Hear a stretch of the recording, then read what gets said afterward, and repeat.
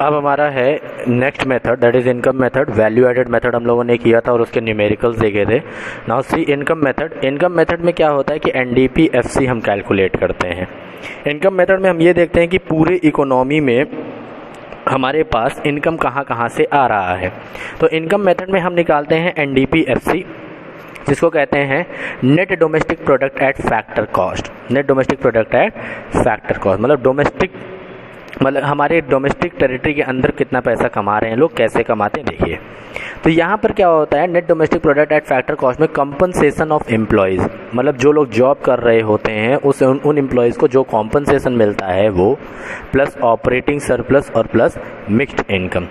Compensation of employees अगर question में नहीं दिया होगा तो क्या दिया होगा, कॉम्पनसेशन इन कैश। भाई एम्प्लॉयज़ को पैसा किस में मिलता है, कैश में मिलता है या तो काइंड में मिलता है। कैश में मतलब कि पैसा आपको मिला हाथ में, बैंक में जो है कैश मिला, जिसको हम क्या कहते हैं, वेजेस इन कैश भी कहते हैं और वेजेस एंड सैलरीज भी कहते हैं। अगर वेजेस इन कैश और वेजेस एंड सैलरीज दिया हुआ है तो हम क्या मानेंगे, वो कॉम्पनसेशन इन कैश दिया हुआ है क्वेश्चन में। Now compensation in kind. Compensation in kind में क्या होता है, जिसको हम वेजेस इन काइंड कहते हैं, जैसे कि एम्प्लॉयर ने हमारे हाउस का रेंट भर दिया, टेलीफोन चार्जेस हमारे दे दिए, बच्चों की फ़ीस दे दिया, ठीक है, ट्रैवलिंग एक्सपेंसेस दिया। तो ये सब किस में आता है, कॉम्पनसेशन इन काइंड। मतलब कैश तो नहीं मिला लेकिन हमारा जो एक्सपेंडिचर था वो हमारे बिहाफ पर हमारे एम्प्लॉयर ने कर दिया, तो वो क्या होता है, कॉम्पनसेशन इन काइंड होता है। Now employer social security contribution. Employer social security contribution में जैसे कि एम्प्लॉयर ने हमारे प्रोविडेंट फंड अकाउंट में जो पैसा जमा किया, एम्प्लॉयर ने हमारे लिए जो हेल्थ इंश्योरेंस करवाया, एम्प्लॉयर हमारे सिक्योरिटी के लिए, हमारे सोशल सिक्योरिटी के लिए जो भी खर्चा करता है वो किस में आता है, कॉम्पनसेशन ऑफ एम्प्लॉयज़। अगर क्वेश्चन में कॉम्पनसेशन ऑफ एम्प्लॉयज़ नहीं दिया हुआ है, ये तीनों दिए हुए हैं, तो इन तीनों को जोड़ करके हम कॉम्पनसेशन ऑफ एम्प्लॉयज़ बनाएंगे। इन तीनों में से कोई दो दिया है तो दो को जोड़ के कॉम्पनसेशन ऑफ एम्प्लॉयज़ बनाएंगे। अगर इन तीनों में से कोई एक ही दिया हुआ है तो एक को ही हम क्या मान लेंगे, कॉम्पनसेशन ऑफ एम्प्लॉयज़ मान लेंगे ना। अगर कॉम्पनसेशन ऑफ एम्प्लॉयज़ भी क्वेश्चन में दिया हुआ है और ये तीनों भी दिया हुआ है तो हम कॉम्पनसेशन ऑफ एम्प्लॉयज़ को ले लेंगे और इसमें से अगर कोई और इसके साथ दिया हो तो उसको इग्नोर कर देंगे। जब कॉम्पनसेशन ऑफ एम्प्लॉयज़ या कॉम्पनसेशन टू एम्प्लॉयज़ न दिया हो तब इस पे हम जाएंगे, अगर ये दिया होगा तो इन तीनों को इग्नोर करेंगे। Now next one is operating surplus. Operating surplus में क्या होता है कि रेंट, रॉयल्टी, इंटरेस्ट और प्रॉफिट होता है। जैसे कि लैंड को अगर हमने रेंट पर दिया तो वो क्या हो जाएगा, आपका रेंट होता है। रॉयल्टी क्या होती है, रॉयल्टी इनकम जो हम रिसीव करते हैं, किसी को अगर हम अपना सब एसेट लीज पर देते हैं, ग्रांट करते हैं तो उस पर रॉयल्टी मिलती है। जैसे कि अगर मान लीजिए मैंने कोई बुक लिखा, उस बुक को कोई और छापना चाह रहा है, पब्लिश करना चाह रहा है, तो वो मुझे क्या देगा, रॉयल्टी देगा, क्योंकि वो मेरे एसेट को यूज कर रहा है।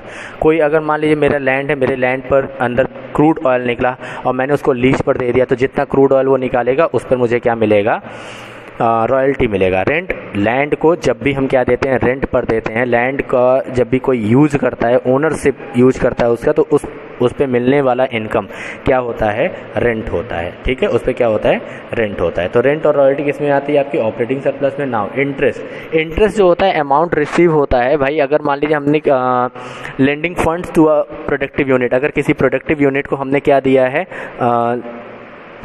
पैसा दिया है और उस पे मिलने वाला इंटरेस्ट हमारा क्या होता है, उस पे मिलने वाला पैसा क्या होता है, आपका इंटरेस्ट होता है। तो इंटरेस्ट में हम बस खाली क्या लेंगे, loan taken for productive service. सिर्फ प्रोडक्टिव सर्विस के लिए लिया गया लोन ही क्या होगा, इसमें इंक्लूड किया जाएगा, उसमें मिलने वाला इंटरेस्ट इंक्लूड किया जाएगा, अदरवाइज इंटरेस्ट नहीं इंक्लूड करते हैं। तो rent, royalty, interest and profit. Profit में क्या आता है, प्रॉफिट जो होता है आपका रिवॉर्ड होता है एंटरप्रेन्योर को मिलने वाला। प्रोडक्शन अगर कर रहा है गुड्स एंड सर्विसेज की तो उस पर एक्स्ट्रा जो इनकम आता है वो क्या होता है, प्रॉफिट होता है। तो प्रॉफिट तीन पर्पज़ के लिए अर्न किया जाता है, जैसे कि रिटेन्ड अर्निंग हो गया, कॉम्पोनेंट्स ऑफ प्रॉफिट में retained earning, corporate tax and dividend. Retained earning, corporate tax and dividend. Retained earning क्या होता है, रिटेन्ड अर्निंग का मतलब होता है जैसे अनडिस्ट्रीब्यूटेड प्रॉफिट जिसको कहा जाता है। अगर कंपनी ने 100 करोड़ रुपए कमाए और 20 करोड़ रुपए क्या कर लिया, रख लिया फ्यूचर एक्सपेंशन के लिए, तो उसको क्या कहा जाता है, रिटेन्ड अर्निंग कहा जाता है, जिसे हम अनडिस्ट्रीब्यूटेड प्रॉफिट के नाम से भी जानते हैं। रिटेन्ड अर्निंग को हम अनडिस्ट्रीब्यूटेड प्रॉफिट या अनप्लग्ड प्रॉफिट या saving of private corporate sector के नाम से भी जाना जाता है। अगर इन तीनों में से कुछ भी दिया हो तो उसको हम क्या मानेंगे, रिटेन्ड अर्निंग, मतलब कि प्रॉफिट का पार्ट मानेंगे। कॉर्पोरेट टैक्स मतलब कि कॉर्पोरेट कंपनी क्या होती है, एक आर्टिफिशियल पर्सन होता है जो अपना टैक्स पे करता है। तो टैक्स कहाँ से पे करेगा, प्रॉफिट में से, तो प्रॉफिट का ही पार्ट क्या होता है आपका, कॉर्पोरेट टैक्स भी होता है, ठीक है, जिसको हम प्रॉफिट टैक्स या बिजनेस टैक्स भी कहते हैं। नाउ डिविडेंड क्या होता है, डिविडेंड क्या होता है, एक पार्ट ऑफ प्रॉफिट होता है जो शेयर होल्डर्स को डिस्ट्रीब्यूट किया जाता है आफ्टर, मतलब जितना भी प्रॉफिट होता है तो उसको क्या कहते हैं, हम शेयर होल्डर्स को डिस्ट्रीब्यूट कर देते हैं। इसको हम डिस्ट्रीब्यूटेड प्रॉफिट कहते हैं, इसको हम अनडिस्ट्रीब्यूटेड प्रॉफिट भी कहते हैं। तो प्रॉफिट क्या होता है, profit is equal to retained earning plus corporate tax plus dividend, तीन चीज़ों को ऐड करेंगे तो प्रॉफिट बनेगा। अगर क्वेश्चन में रेंट, रॉयल्टी, इंटरेस्ट, प्रॉफिट दिया है तब तो इन चारों को जोड़ के ऑपरेटिंग सरप्लस बना लोगे। अगर प्रॉफिट नहीं दिया हो तो इन तीनों को जोड़ के प्रॉफिट बनाओगे। तीनों में से कोई दो दिए हैं तो दो जोड़ के प्रॉफिट बन जाएगा, कोई एक दिया है तो एक से प्रॉफिट बन जाएगा, ठीक है। अगर मान लीजिए ऑपरेटिंग सरप्लस क्वेश्चन में नहीं दिया हुआ है तो इन चारों में से जितने भी एलिमेंट्स दिए होंगे उसको जोड़ के हम क्या बनाएंगे, ऑपरेटिंग सरप्लस बनाएंगे। अगर क्वेश्चन में ऑपरेटिंग सरप्लस भी दिया हुआ है और ये एलिमेंट भी दिया है, मतलब ये भी दिया हुआ है और ये इसका एलिमेंट, तो बस खाली इसको ले लेंगे और इसके एलिमेंट्स को इग्नोर करेंगे। नाउ मिक्स्ड इनकम क्या होता है, मिक्स्ड इनकम होता है it is the income that is generated by own account worker, मतलब कि अपने से खुद से जो पैसा जनरेट कर लेते हैं, जो ऐसे इंटरप्राइज जो कॉर्पोरेटेड नहीं होते, जैसे शॉपकीपर्स हुए, फार्मर्स हुए, बार्बर हुए, ठीक है, ये लोग क्या करते हैं, अपने कॉर्पोरेशन को रजिस्टर नहीं करवाते हैं, अनरजिस्टर्ड होते हैं। तो ऐसे अनरजिस्टर्ड लोग भी अपने लिए पैसा तो कमाते ही हैं, मेहनत करते ही हैं, ठीक है। तो वो क्या होता है आपका मिक्स्ड इनकम। जैसे कोई डॉक्टर अगर हॉस्पिटल खोल करके काम कर रहा है, रजिस्टर्ड हॉस्पिटल है, तो वो तो आपका किस में आएगा, प्रॉफिट में आ जाएगा। लेकिन अगर कोई डॉक्टर घर से ही क्लिनिक चला रहा है, रजिस्टर नहीं करवाया है, तो वो क्या हो जाएगा, मिक्स्ड इनकम में आएगा, ठीक है। तो यहाँ पर तीन चीज़ों को जोड़ा जाता है, compensation of employees plus operating surplus plus mixed income, उससे क्या आ जाता है हमारा NDP-FC आ जाता है। और NDP-FC से हमको अगर नेशनल इनकम पर जाना है तो नेशनल इनकम पे जाने के लिए हम क्या करते हैं, NNP-FC पर आना होगा। तो NDP-FC से NNP-FC पे आने के लिए क्या करते हैं, नेट से नेट पे जाने के लिए कोई चेंज नहीं, डोमेस्टिक से नेशनल पे आने के लिए क्या करेंगे, plus NFI, net factor income from abroad को ऐड कर दिया जाता है इसमें। अब इस पर हम लोग कुछ न्यूमेरिकल्स करेंगे और उस न्यूमेरिकल से जानेंगे। देखिए अब हम क्या करेंगे, प्रैक्टिकल करेंगे इनकम मेथड पर। कह रहा है कैलकुलेट NDP-FC, NDP-FC को कैलकुलेट करना है। क्या दिया हुआ है, rent, royalty, interest, compensation of employees, profit and mixed income.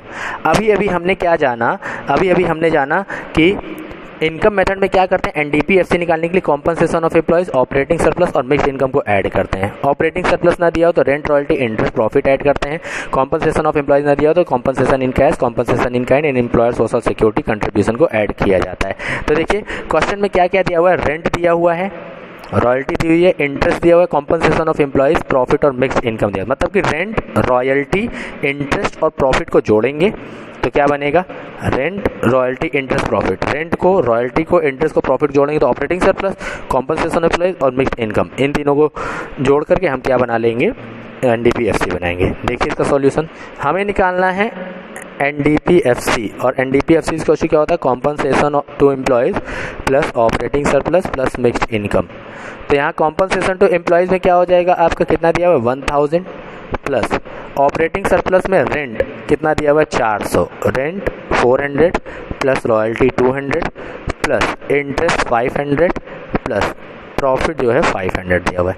And mixed income कितना दिया हुआ है आपका 1000 दिया हुआ है, मिक्स्ड इनकम 1000 ऐड कर दीजिए। 1000 प्लस 4 2 6 और 1600 प्लस 1000 बराबर कितना आ जाएगा, 3600 क्या आ गया आपका, NDP-FC आ गया। Come to the next question. यहाँ पे कह रहा है calculate GNP at MP from the following data. क्या कैलकुलेट करना है, GNP एट MP कैलकुलेट करना है। तो gross national product at market price. तो कौन क्वेश्चन में क्या क्या दिया हुआ है, देखिए net indirect taxes, depreciation, net factor income from abroad मतलब NFIA दिया हुआ है, रेंट, डिविडेंड, उसके बाद क्या दिया हुआ है, mixed income saving of private corporate sector मतलब कि retained earning, interest and compensation of employees. तो कॉम्पनसेशन ऑफ एम्प्लॉयज़, फिर ऑपरेटिंग सरप्लस के लिए क्या चाहिए हमको, रेंट, रॉयल्टी, इंटरेस्ट, प्रॉफिट। तो इंटरेस्ट दिया हुआ है, रेंट दिया हुआ है, रॉयल्टी नहीं दी हुई है, प्रॉफिट के लिए डिविडेंड दिया हुआ है और क्या दिया हुआ है आपका, सेविंग प्राइवेट कॉर्पोरेट सेक्टर दिया हुआ है और मिक्स्ड इनकम दिया। इन तीनों को जोड़ेंगे तो पहले एनडीपीएफसी बनेगा, फिर एनडीपीएफसी किस पर जाएंगे, जीएनपी एमपी पर जाएंगे। देखिए क्वेश्चन में क्या क्या दिया हुआ है, कॉम्पनसेशन ऑफ एम्प्लॉयज दिया हुआ है, रेंट दिया हुआ है, इंटरेस्ट दिया हुआ है, रॉयल्टी नहीं दी हुई है, प्रॉफिट के लिए रिटेन्ड अर्निंग और डिविडेंड दिया हुआ, कॉर्पोरेट टैक्स नहीं दिया हुआ है। तो कैसे करेंगे इस क्वेश्चन को, देखिए यहाँ पर पहले हम क्या निकालेंगे, एनडीपीएफसी निकालेंगे। NDPFC equal to compensation to employees plus operating surplus plus mixed income.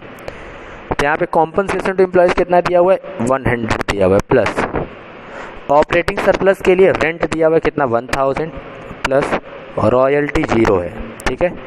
Interest कितना दिया हुआ है आपका, 200 दिया हुआ है और प्रॉफिट के लिए क्या दिया हुआ है, प्रॉफिट नहीं दिया हुआ, प्रॉफिट के लिए दिया हुआ है रिटेन्ड अर्निंग मतलब कि saving of private corporate sector कितना, 400 प्लस कॉर्पोरेट टैक्स नहीं दिया हुआ तो 0 और डिविडेंड कितना दिया हुआ है आपका 500।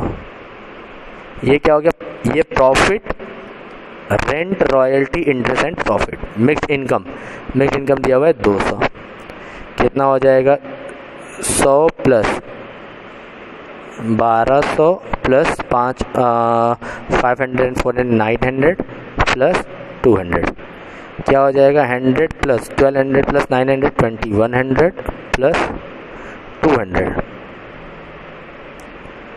2200 plus 200 is equals to 2400। NDPFC आ गया। कैलकुलेट क्या करना है, कैलकुलेट करना है जीएनपी एट एमपी कैलकुलेट करना है। तो एनडीपीएफसी आ गया, एनडीपीएफसी से हम किस पे जाएंगे, जीएनपी एमपी पे जाएंगे। तो देखिए एनडीपीएफसी से जीएनपी एमपी पे जाएंगे तो नेट से ग्रॉस पे जाने के लिए प्लस डेप्रिसिएशन, डोमेस्टिक से नेशनल आने के लिए प्लस एनएफआई, एफसी से एमपी जाने के लिए प्लस, एफसी से एमपी जाने के लिए प्लस एनआईटी, ठीक।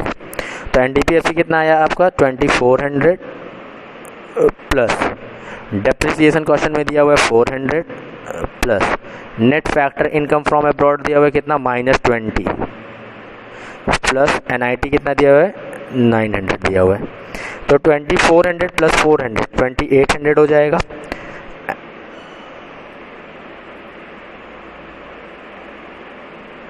GNP MP is equals to 2800 minus 20 plus 900। तो 2800 में से 20 माइनस करेंगे तो 2780 प्लस 900 इज इक्वल्स टू 3680 आ गया आंसर। तो 3680 क्या हो जाएगा, जीएनपी एमपी। तो क्वेश्चन में हमने क्या देखा, पहले एनडीपी एफसी निकालो, फिर जो कह रहा है जीएनपी एमपी की डीपी एमपी वॉट एवर उस पर आप चले जाएंगे।